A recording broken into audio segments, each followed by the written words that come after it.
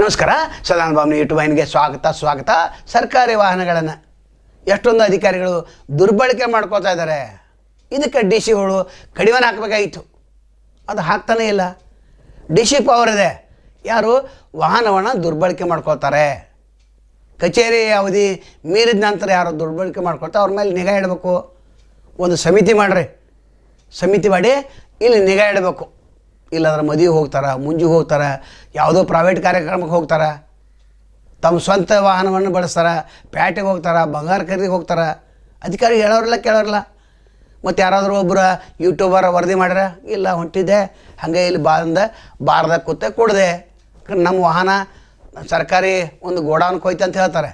ಅದು ಮತ್ತು ರಾಯಬಾಗ್ ಇ.ಒ ಎಜುಕೇಟ್ ಆಫೀಸರ್ನ ಹಿಡಿದಿದ್ರಲ್ಲ ಪತ್ರಕರ್ತರೊಬ್ಬರು, ಅವ್ರು ಕುಡ್ಕೋತ ಕೂತಿದ್ರು. 6:30 ಆಗಿತ್ತು, ವಾಹನ ಇರಲಿಲ್ಲ ನಿಜ.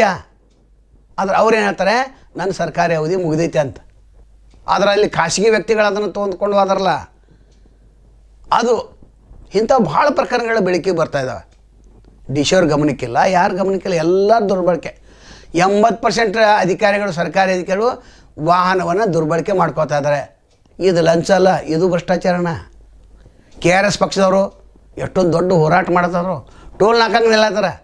ಒಬ್ಬ ಯಾರು ಶಾಸಕರ ಬೋರ್ಡ್ ಹಾಕಿರ್ತಾರೆ, ಒಬ್ಬ ಶಾಸಕ ಇರ್ತಾನೆ 8 ಬೋರ್ಡ್ ಖರೀದಿ ಮಾಡಿರ್ತಾನೆ. 8 ವಾಹನಗಳು, 8 ವಾಹನಗಳು ಶಾಸಕರು ಅಂತ. ಮತ್ತು ಅವ್ನು ಟೋಲ್ ಹಾಕೋದು ಶಾಸಕರು ಅಂದ್ಕೊಳ್ಳಿ ಬಿಟ್ಟುಬಿಡ್ತಾನೆ. ಅಂದರೆ ಇಲ್ಲಿ ಚೋರಿ. ನಂತರ ಇನ್ಕಮ್ ಟ್ಯಾಕ್ಸ್ದವರು, ಸೇಲ್ ಟ್ಯಾಕ್ಸ್ದವರು, ತಹಸೀಲ್ದಾರು, ಎಸಿಗಳು ಎಲ್ಲರೂ ದುರ್ಬಳಕೆ. ಪ್ರತಿಯೊಬ್ಬರು ಒಂದೊಂದು ಮಾಲ್ ಮುಂದೆ ನಿಂತಿರ್ತಾರೆ, ಅವರು ಖರೀದಿ ಒಳಗೆ ಮಾಡ್ತಿರ್ತಾರೆ. ಟೈಮ್ ಆಗಿರ್ತೀವಿ 11, 12 ಸರ್ಕಾರಿ ಕಚೇರಿಯಲ್ಲಿ ಇರಬೇಕಾಗಿತ್ತು. ಇಂಜಿನಿಯರ್ಗಳು ಹಂಗೆ ಎಲ್ಲರೂ. ಇದು ಕಡಿವಾಣ ಯಾವಾಗ ತರೋರು? ಸಾರ್ವಜನಿಕರು ಕಡಿವಾಣ ತರಬೇಕು. ಯಾಕಂದ್ರೆ ಎಲ್ಲಿ ವಾಹನ ಕಾಣ್ತಾವ 6 ಗಂಟೆ ಮುಂದೆ, ನಂತರ ಬೆಳಗ್ಗೆ 8 ಗಂಟೆಯಿಂದ 10:30 ನೀವು ಹಿಡ್ರಿ. MB ಕೇಳ್ರಿ ಅವರಿಗೆ, ನೀವು ಮಾಡೋಂಗಿಲ್ಲ. ಮತ್ತು ಯೂಟ್ಯೂಬರ್ ಮಾಡಬೇಕು. ನಂತರ ವಿಜಯ ಟೈಮ್ಸ ಶಿರ್ಬೂರ್ ಅವರು ಎಷ್ಟು ವಾಹನಗಳನ್ನು ಹಿಡಿಯತ್ತಾರೋ ಟೋಲ್ ನಾಕಾದಲ್ಲಿ. KRS ಪಕ್ಷದ ಬೆಂಬಲಿಗನ್ನು ತೆಗೆದುಕೊಂಡು, ಅಂದರೆ ಅವ್ರಿಗೆ ಅಷ್ಟೇ ಕಾಂಟ್ಯಾಕ್ಟ್ ಐತೆ, ಅವರಷ್ಟೇ ಹಿಡಿಬೇಕಾ? ನೀವು ಯಾರು ಯೂಟ್ಯೂಬರ್ ಯಾರು ಹಿಡಿಯೋದಿಲ್ಲ. ಪ್ರತಿಯೊಂದು ಕಾರ್ಯಕ್ರಮಕ್ಕೆ ಅವರು ವಾಹನವನ್ನು ತೆಗೆದುಕೊಂಡು ಹೋಗ್ತಾರೆ. ಸ್ನೇಹಿತನ ಮದುವೆ ಹೋಗ್ತಾರೆ ಅರ್ಧ ದಿವಸ, ಇಲ್ಲಿ ಶೂಟಿಂಗ್ ಹಾಕಂಗಿಲ್ಲ. ಅಲ್ಲಿ ಹೇಳ್ತಾರೆ ಸೈಟ್ ಮೇಲೆ ಹೋಗಿದ್ದಾವಂತ, ಕೆಲಸ ಮೇಲೆ ಇದೇವಂತ. ಒಂದು ಆಫೀಸ್ನಾಗ ಇನ್ನೊಂದು ಆಫೀಸ್ಗೆ ಹೋಗ್ಬೇಕಾದ್ರೆ ಕಾರ್ ಗಾಡಿ ಎಷ್ಟು ಒಂದು ಅರ್ಧ ಕಿಲೋಮೀಟ್ರ್ ಇರೋಂಗಿಲ್ಲ, ನಡ್ಕೊತ ಹೋಗ್ಬೇಕಲ್ಲ. ಇಲ್ಲ ಒಟ್ಟೆ ದುರ್ಬಳಕೆ. ಪ್ರತಿ ಕ್ಷಣ ಅಧಿಕಾರಿಗಳು ದುರ್ಬಳಕೆ ಮಾಡ್ಕೊಳ್ತಾ ಇದ್ದಾರೆ. ಇನ್ನು ಖಾಸಗಿ ವಾಹನ ಕಾಂಟ್ರಾಕ್ಟ್ ತೆಗೆದುಕೊಂಡಿದ್ದಂದ್ರೆ ಇವ್ರನ್ನ ಕಾಂಟ್ರಾಕ್ಟ್ ಇರ್ತಾವೆ. ವಾಹನಗಳು ಬೇರೆಯವ್ರ ಹೆಸರು ಮೇಲೆ ಖರೀದಿ ಮಾಡಿರ್ತಾರೆ, ಹೆಂಡತಿ ಹೆಸರು ಮೇಲೆ, ತಮ್ಮನ ಹೆಸರು ಮೇಲೆ ಖರೀದಿ ಮಾಡಿ ಅದನ್ನು ಸರ್ಕಾರಕ್ಕೆ ಉಪಯೋಗ ಮಾಡ್ತಾರೆ. KVದಾಗ ಹಂಗೆ ಇದೆ, ಅನೇಕ ಇಲಾಖೆಗಳಲ್ಲಿ ಇದೆ. ಅದಿದಲ್ಲ, 34 ಇಲಾಖೆಗಳ ಅಧಿಕಾರಿಗಳು ಇದನ್ನು ಮಾಡ್ತಾಯಿದ್ದಾರೆ. ಸಾರ್ವಜನಿಕರು ಎಚ್ಚೆತ್ಕೊಳ್ಬೇಕು, ಯುವಕರು ಎಚ್ಚೆತ್ಕೊಳ್ಬೇಕು. ಯೂಟ್ಯೂಬರ್ ಲೈವ್ ವಿಡಿಯೋ ಮಾಡಲ್ಲ, ಹೇಳ್ರಿ ಈ ನಂಬರ ಇಲ್ಲಿದೆ, ಇಷ್ಟು ಟೈಮ್ದಲ್ಲಿದೆ, ಇದು ಸರ್ಕಾರಿ ಅವಧಿಯಲ್ಲಿದೆ, ಇದನ್ನು ನೀವು ಯಾವ ರೀತಿ ದುರ್ಬಳಕೆ ಮಾಡ್ಕೊಂಡು ಕೇಳ್ರಿ. ಏನು ಕೇಸ್ ಆಗಿಲ್ಲ, ಏನಾಗಿಲ್ಲ, ಓಡಿ ಹೋಗ್ತಾರೆ. ಆದರೆ ಅದೇ ನಂಬರ್ ಡಿ ಸಿ ಅವ್ರಿಗೆ ಕೊಡಬೇಕು. ಡಿ ಸಿ ಅವ್ರು ಸೋಷಿಯಲ್ ಮೀಡಿಯಾ ನೋಡ್ತಾರೆ ಇಲ್ಲ ಗೊತ್ತಿಲ್ಲ.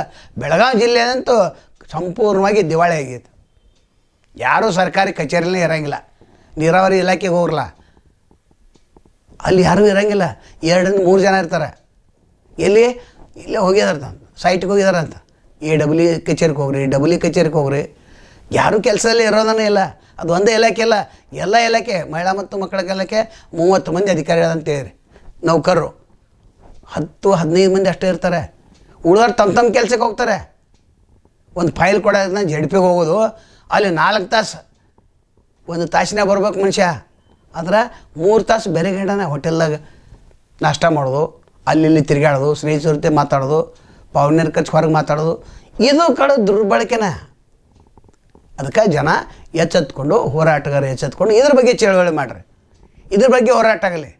ಆ ನಂಬರ್ ತೆಗೆದುಕೊಂಡು ಡಿ ಸಿ ಅವ್ರ ಗಮನಕ್ಕೆ ತರ್ರಿ. ಅವ್ನು ಗಾಡಿ ಕಸ್ಕೊಂಡು ಕೂಡಲೇ ನೀ ಸ್ವಂತ ವಾಹನವನ್ನು ಉಪಯೋಗ ಮಾಡಪ್ಪ, ನೀ ದುರ್ಬಳಕೆ ಮಾಡ್ಕೊಳ್ಳೋದು. ಅವ್ರ ಮೇಲೆ ಕಠಿಣ ಕಾನೂನು ಕ್ರಮ ಇದೆ. ಮಾಡೋರು ಯಾರು? ಬೆಕ್ಕಿಗೆ ಗಂಟೆ ಕಟ್ಟೋರು ಯಾರಾಗಿದೆ? ಇದು ಯಾರಿಗೆ ಬರ್ತೈತೆ? ಜಿಲ್ಲಾಧಿಕಾರಿ ನೇತೃತ್ವದಲ್ಲಿ ಇದೆ ಅದು ಟೀಮ್. 31 ಜಿಲ್ಲಾಧಿಕಾರಿ, ರಾಜ್ಯದ 31 ಜಿಲ್ಲೆಯ ಜಿಲ್ಲಾಧಿಕಾರಿಗಳು ಇದನ್ನು ಗಮನಿಸಬೇಕು. ಈ ವಿಡಿಯೋ ಸಾಮಾನ್ಯ ವಿಡಿಯೋ ಅಲ್ಲ. ನೀವು ಲೈಕ್ ಮಾಡಿ, ಶೇರ್ ಮಾಡಿ, ಸಬ್ಸ್ಕ್ರೈಬ್ ಮಾಡಿ ಅಂತ ಹೇಳತ್ತಿಲ್ಲ. ಅಂದರೆ ಸಾರ್ವಜನಿಕರ ಪರವಾಗಿ ಧ್ವನಿ ಎತ್ತವ್ರು ಯಾರು? ಗಟ್ಟಿ ಧ್ವನಿ ಎತ್ತವ್ರು ಯಾರು? ಮತ್ತು ನಾವು ಗಟ್ಟಿ ಧ್ವನಿ ಎತ್ತರೆ ನೀವು ನಮಗೆ ಬೆಂಬಲ ಕೊಡೋಂಗಿಲ್ಲ, ಅದು ನಮ್ಗೆ ಗೊತ್ತಿದೆ. ಅಂದರೆ ಸಾಮಾಜಿಕವಾಗಿ ಕಳಕಳಿ ಹೊಂದಂಥ ನಮ್ಮ ಯೂಟ್ಯೂಬ್ ಚಾನಲ್. ಹೀಗಾಗಿ ಇದ್ರ ಮೇಲೆ ಈ ರಾಜಕಾರಣಿಗಳ ಮೇಲೆ ಕಣ್ಣು ಇರ್ತಿತ್ತು, ಅದು ಅಧಿಕಾರಿಗಳು ನಮ್ಮ ಮೇಲೆ ಕಣ್ಣು ಇರ್ತಿತ್ತು ಅದು. ಮತ್ತು ಈ ಕಡೆ ಅಧಿಕಾರಿಗಳಿಗೂ ಬೆಂಬಲಿಲ್ಲ, ರಾಜಕಾರಣಿಗೂ ಬೆಂಬಲಿಲ್ಲ, ಸಮಾಜದ ಬಗ್ಗೆ ಬೆಂಬಲಿಲ್ಲ, ಮತ್ತು ನಾವು ಯಾಕೆ ವಿಡಿಯೋ ಮಾಡಬೇಕು ಅನ್ನೋಂಥ ಪ್ರಶ್ನೆ ನಿರ್ಮಾಣ ಆಗ್ತೈತೆ. ಅದು ಒಟ್ಟಾರೆ ಈ ವಾಹನ ದುರ್ಬಳಕೆ ಏನಾಗ್ತದೆ, ಕೆ ಆರ್ ಎಸ್ ಪಕ್ಷದ ಅಷ್ಟ ಕೆಲಸ ಅಲ್ಲ, ಪ್ರತಿಯೊಬ್ಬರ ಕೆಲಸ, ಪ್ರತಿಯೊಬ್ಬ ಹೋರಾಟಗಾರ ಕೆಲಸ. ಪ್ರತಿಯೊಬ್ಬರು ಫೇಸ್ಬುಕ್ಕಲ್ಲಿ ಲೈವ್ ಮಾಡಿರಿ, ಯೂಟ್ಯೂಬಲ್ಲಿ ಲೈವ್ ಮಾಡಿರಿ, ಇನ್ಸ್ಟಾಗ್ರಾಮಲ್ಲಿ ಲೈವ್ ಮಾಡಿರಿ, ಎಲ್ಲಿ ನಿಂತಿರ್ತಾರೆ ಕೇಳ್ರಿ. ಯಾರೇ ಅಧಿಕಾರಿ ಇರಲಿ, ಪೊಲೀಸ್ ಡಿಪಾರ್ಟ್ಮೆಂಟಲ್ಲಿ ಯಾರೂ ಇರಲಿ, ಕೇಳುವಂಥ ಧೈರ್ಯ ಮಾಡೋಂಗಿಲ್ಲ. ಯಾಕೆ ನಮಗೆ ಹಾಕ್ಬೇಕಪ್ಪ ಊರು ಸಾಬರಿ ಅಂತ. ಹೀಗಾಗಿ ಜನರ ಟ್ಯಾಕ್ಸ್ ಹಣ ಸಂಪೂರ್ಣವಾಗಿ ದುರ್ಬಳಕೆ ಆಗ್ತಾಯಿದೆ. ನಾನು ಮತ್ತೊಂದು ತಮ್ಮನ್ನು ಭೇಟಿಗ್ತೇವೆ. ಅಲ್ಲಿವರೆಗೆ ಎಲ್ಲಿ ಹೋಗಲಿ.